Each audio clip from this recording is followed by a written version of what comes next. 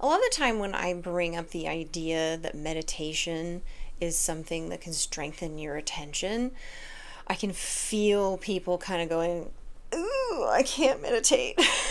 They've tried it before. I hear it all the time. People tell me, my mind won't stop wandering. I keep getting distracted. I can't focus. I'm terrible at meditation. And I hear you. I truly do. I used to think the same thing about myself. Truthfully, I still struggle to meditate.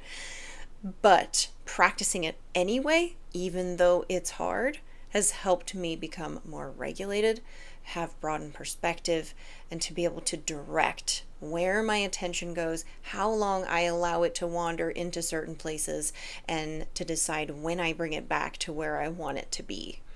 So, what I like to tell people is okay, maybe you were bad at meditation. Heard, that's fair. But you're not failing, you're just possibly misunderstanding the assignment. So let me show you what I mean. Imagine you walk into a gym and you pick up a dumbbell and you curl it once and you lower it and then you curl it again and then you lower it. No one would say like, oh no, the weight went back down, right? Because you're exercising. By putting it back down, then you're lifting it back up. That is a rep. The lifting and the lowering are all part of the repetition, which is how you strengthen your muscles. Attention works the same way. So when we train our attention, we're actually training two kinds of attention. Everything I'm about to talk about is based on a book called The Mind Illuminated by neuroscientist and Buddhist Dr. John Yates. In The Mind Illuminated, he talks about how there are two different kinds of attention. One is direct attention. That is the thing that I'm paying attention to right now with all of my focus.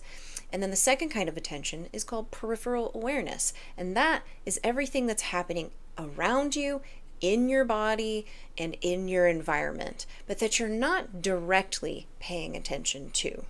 The idea when you're doing this meditation strategy of attention training is that you have an object to pay attention to that you're putting your direct attention on. And while you're paying direct attention to that object, you're keeping your peripheral awareness open. You're hearing, sensing, maybe even seeing, smelling all of the different parts of your environment, the sensations in your body. But your direct attention is on something else. You are paying attention to an object of your choosing in that moment. For our purposes, the first object of direct attention is going to be your breath. So you begin by paying direct attention to your breath. And then you keep that peripheral awareness open at the same time. A few seconds later, eventually, your mind is going to wander. And you start thinking about, who knows what you're having for dinner, what you're doing tomorrow at work, what your kids are going to need when they get home from school or wherever. Maybe start thinking about something you did that was embarrassing in 7th grade. Whatever it is, your mind is going to forget that it's supposed to be paying attention to a direct object and open peripheral awareness. And it's going to start thinking. And your job is to be conscious awareness that comes in and goes, oh, I'm thinking, which is not what I intend to do. You're going to thank your brain because chances are whatever that thought is, it was one of your protective strategies coming in to say, oh, here's a thing you need to think about. And you're going to say, conscious awareness is going to decide whether or not that's true. And then you're going to let that thought go and you're going to intentionally redirect your attention back onto your breath. As you engage in this process of direct attention, peripheral awareness, noticing thoughts, redirecting back, that's the repetition. Notice, stay open, become aware of thoughts, redirect. Notice, open, become aware, redirect. Flex, rinse, and repeat. That's the repetition. When it comes to meditating like this, I need you to redefine how you see success. Usually, we're judging ourselves in meditation and whether or not it's successful based on how little thought we had or how calm and relaxed we felt in the middle or after. And I want you to shift this in your mind. The return is the repetition. And if that's true, then every time your mind wanders, it's another opportunity to strengthen your attention. It's another repetition. So if your attention wanders 5 times, or 15 times, or 20 times, you didn't fail. You just completed that many repetitions. So in theory, if you can't stop thinking, you're getting more reps in. Good job. Congratulations. You're doing really great. That's a great workout for your brain, right? So the wandering is not an enemy, and it's not an indication of failure. The wandering is part of the training. I expect that your mind is going to wander. That's what minds do. They think, they remember, they plan, they strategize, they imagine and worry and create stories. The goal is never to stop having a mind. Your mind is what got you here. It's what kept you alive all these years.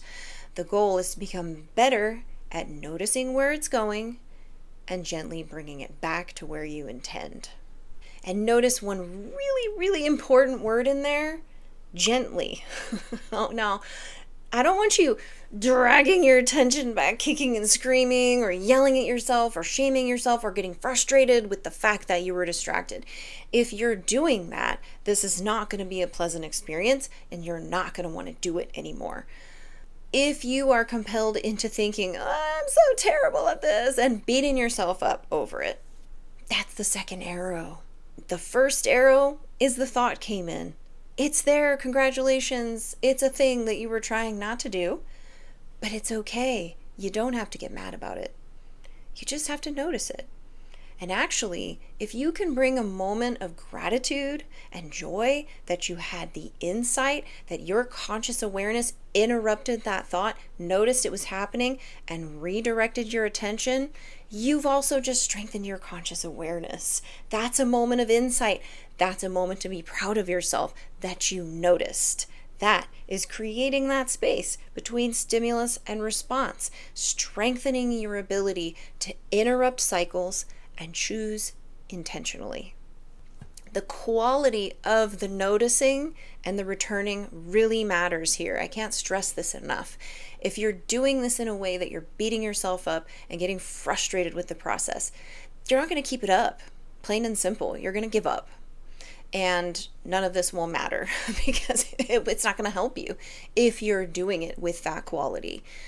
I highly encourage you to make every effort to make that moment of noticing the thought a moment of joy, where you congratulate yourself for noticing and you thank your brain for trying to protect you.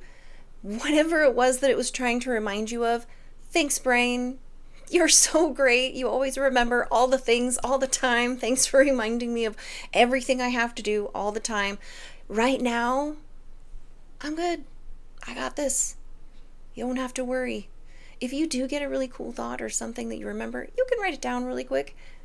Come back, return, do the whole thing again.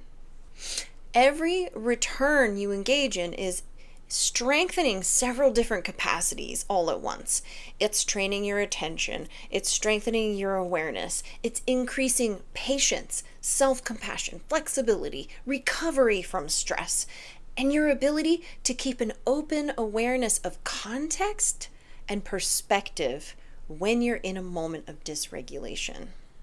Most importantly, you're teaching your nervous system that it doesn't have to stay lost, that you know how to bring it back and lead it back to a place of calm.